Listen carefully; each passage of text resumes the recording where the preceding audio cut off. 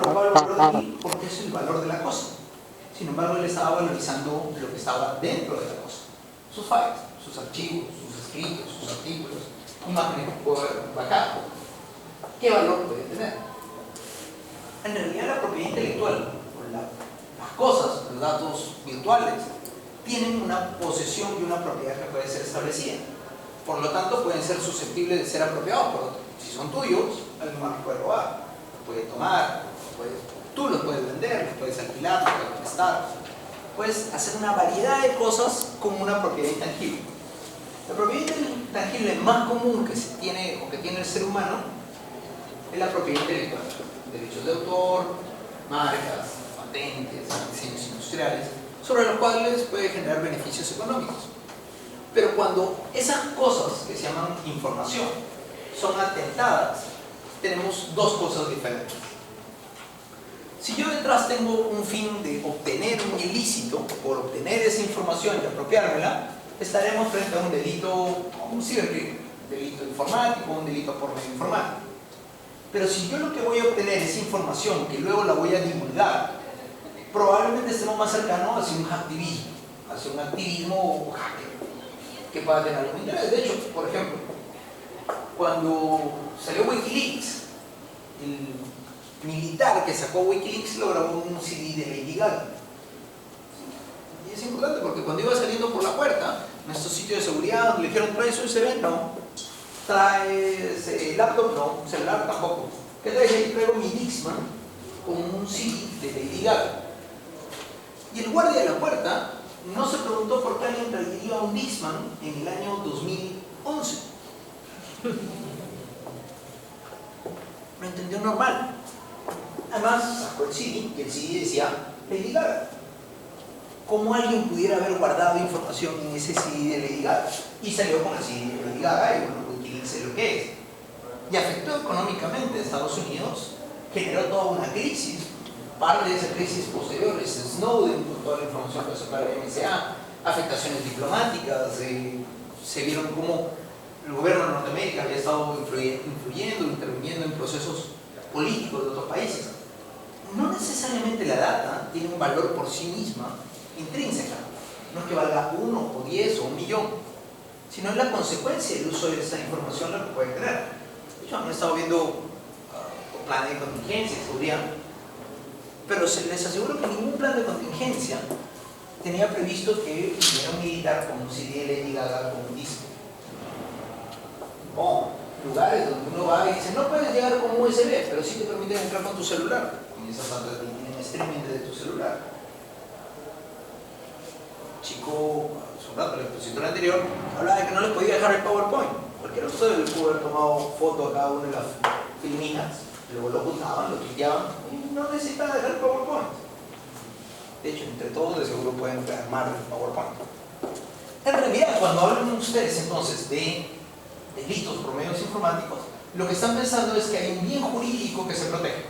Este bien jurídico que se protege es la información.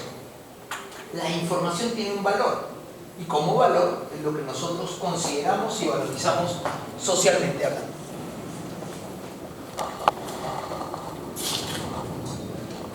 No es nuevo este tema del cibercrimen, no es que recién lo comencemos a ver. De hecho, hay textos y análisis de cibercrimen casi de que se inventa la tecnología, ¿no? Uno de los primeros actos que hizo Turing,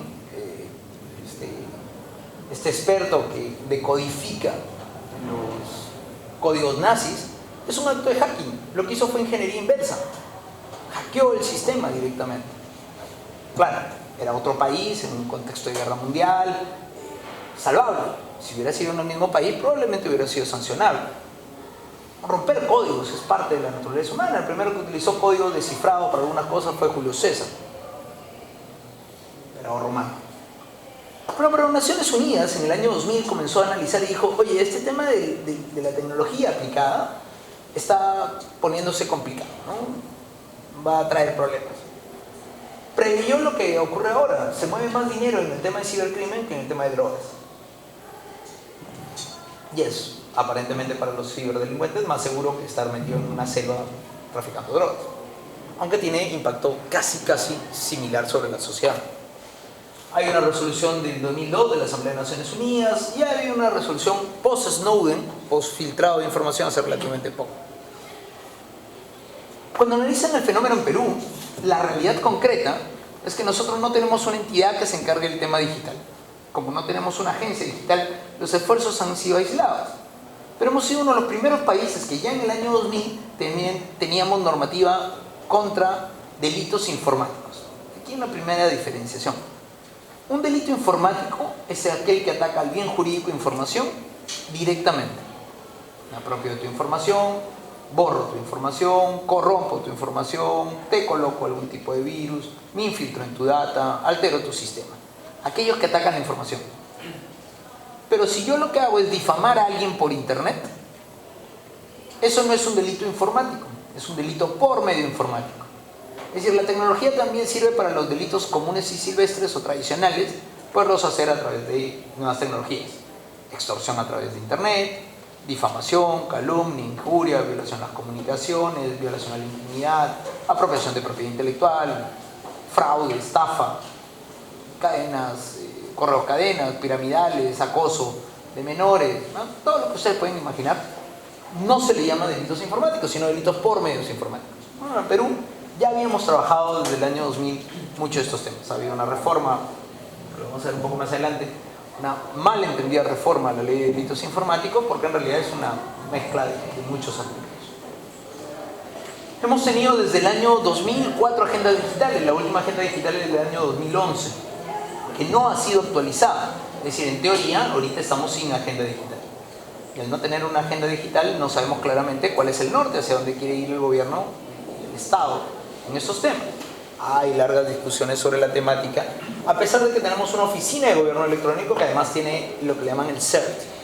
El CERT es el Centro de Alertas Tempranas, que en teoría debería fijarse más que nada en las infraestructuras críticas del Estado, primariamente.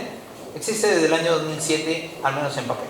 Tiene una operatividad relativamente pequeña, hay un CERT militar, también para algunas cosas, pero no está integrado. Es un milagro que Perú no tenga más ataques informáticos con lo vulnerable que somos en el sistema de seguridad que tenemos ahora. Ahora, los juegos, correjo, el Premier le roban la información de su celular y nadie dice nada. La DIN le filtran la información, nadie dice nada. El Ministerio del Interior filtraron su información sobre ascenso, fotos de los lugares donde estaban, nadie dice nada. Los videos de Milen Figueroa pasan todos los días en... ¿Qué es eso? Socialmente, nuestra estructura de sistema de seguridad de la información es tendiente a cero. Tenemos una crisis estructural, pero además también eso es aprovechado también para activismo social. Muchas de las filtraciones de los Cornejo Leaks, de los Dini Leaks y muchas de otras cosas fueron para generar alerta social de cosas que estaban ocurriendo. Todos los domingos, si ustedes ven los programas políticos, revelan un correo electrónico, una conversación de WhatsApp. Si quieren ponerlo más banal, hoy día en el Trome, el Popular, pueden ver la conversación de WhatsApp entre Yajaira y no sé quién, donde le sacaba la vuelta a Jefferson Farfán. Es lo más común. Revelan WhatsApp, revelan videos, revelan fotos. ¿Y la seguridad de la información de lo que está detrás? Europa ya había comenzado en el año 2001, a raíz de la solicitud de Naciones Unidas, a crear una estrategia para el tema de cibercrimen. A esta estrategia de cibercrimen se le llamó Convenio de Budapest. Perú está buscando adherirse a este Convenio de Budapest, se espera adherirse bastante pronto. En el medio se hizo una mala legislación de delitos informáticos, vamos a ver con calma después, que ha intentado paliar las cosas. Pero cuando ustedes van a la policía, a la fiscalía, al Poder Judicial, le dicen, bueno, muéstrame cuántas denuncias hay, cuántos juicios hay, cuántas sentencias hay. Es tendiente a cero. ¿Por qué? Porque funcionalmente la mayoría de delitos por medios informáticos ocurren desde dentro de la propia organización, o dentro de la misma casa, o dentro de la misma familia. Más del 90% de los casos son casos de gente que tenía acceso legítimo o se le dio algún acceso de alguna manera. De hecho, cuando a una muchacha le piden la prueba de amor ahora, en realidad es dame el password de tu celular, o quiero ver lo que dice tu WhatsApp, o dame la dirección de tu correo electrónico, ¿no? tu password de tu correo electrónico. Ese es el modo de establecer cercanía.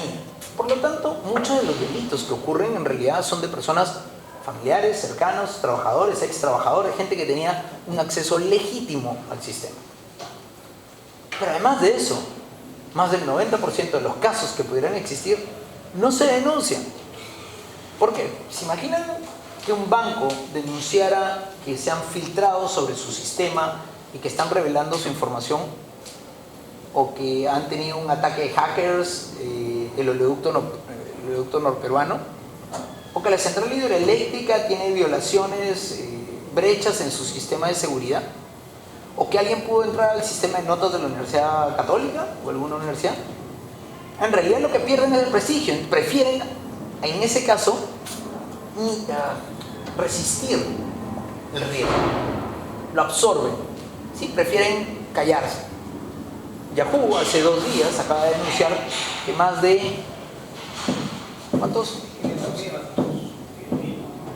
400 millones de datos habían sido revelados. ¿Saben lo que impacta eso sobre...?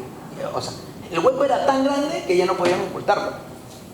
Pero muchos de los huecos reales nadie los cuenta. El caso de Correjo Leaks es el más grande. ¿Saben cuántas cuentas de correo han sido hackeadas en el Estado? ¿Cuántos Facebook? ¿Cuántos Twitter? La realidad es que es muchísimo más compleja. En América Latina, la Estrategia de Sociedad de la Información, denominada ELA, ya había establecido la necesidad de establecer un mecanismo regional armónico. ¿Por qué? Porque muchos de los delitos no ocurren solamente en nuestras propias fronteras, pasan las fronteras internacionales. Este plan fue actualizado en el año 2010 y además a nivel de de UNASUR, hay una estrategia regional para el tema de ciberseguridad y de ciberdefensa. Como región, si van y buscan dentro del Ministerio de Defensa cuál es la estrategia de ciberdefensa o de ciberseguridad del Estado peruano, pues buena suerte en tratarlo de conseguir. Lo que ha ocurrido en la legislación es que hemos tenido una legislación desde el año 2000, se intentó modificar en el año 2013, salió una mala ley de delitos informáticos, fue reformada en el año 2014 y estamos en un nivel bastante crítico sobre lo que implica el tema de ciberseguridad.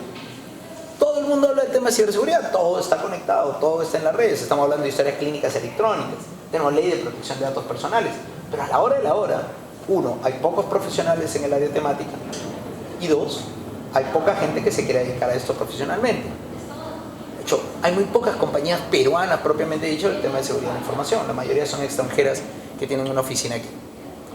Pero cuando ustedes van a la ley de delitos informáticos, que es esta ley que tenemos aquí vigente, lo primero que te dicen que el objeto es hablar sobre prevenir y sancionar conductas ilícitas que afectan sistemas y datos informáticos. Pero la ley no es solamente sobre delitos informáticos, se debe haber denominado ley de cibercrimen. Luego, por ejemplo, tratan de ver el intrusismo informático. El artículo 2, que habla sobre intrusismo informático, trata de copiar un articulado del Convenio de Budapest, pero comete un error. En el Convenio de Budapest, el romper una clave de seguridad era un agravante del delito. Si tú entras a un sistema, es un delito. Pero si además has roto una clave, un sistema de seguridad, es más delito.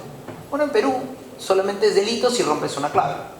Es decir, si el sistema estaba abierto y tú no has roto ninguna clave, el intrusismo en sí mismo no es delito.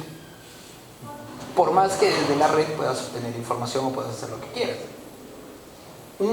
Una falla en la forma como fue redactado el artículo, típico error de abogados, maten a todos los abogados, hace que lo que debió haber sido un agravante termine siendo un condicional del artículo. ¿Qué ley dice que es esa? La ley de delitos informáticos.